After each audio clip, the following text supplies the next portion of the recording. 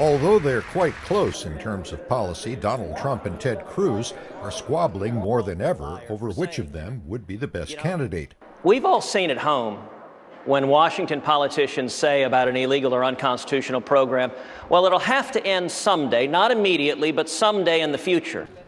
Trump appears confident that he will win on Tuesday and will become the Republican Party's nominee. They're losing very badly. You saw the new Bloomberg poll come out. But Senator Cruz is winning in Texas. He's beating you here. He's not winning in Texas. We're tied in Texas, and we're tied in Texas, according to the last poll. And I'm beating him in every other state by tremendous numbers.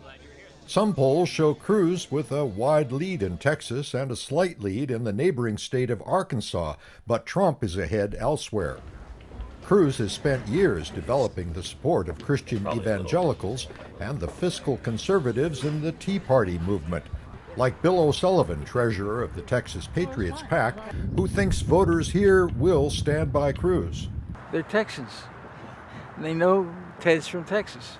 And they like that he went up to Washington, D.C., and he fought for what he said he was going to do. He says many conservatives back Trump because his plain-spoken, often harsh rhetoric expresses what they feel. People are reacting viscerally to Trump. It's a gut reaction, which has a lot to do with frustration with the system. Rice University political science professor Mark Jones understands Trump's visceral appeal, but finds him an odd choice for conservatives.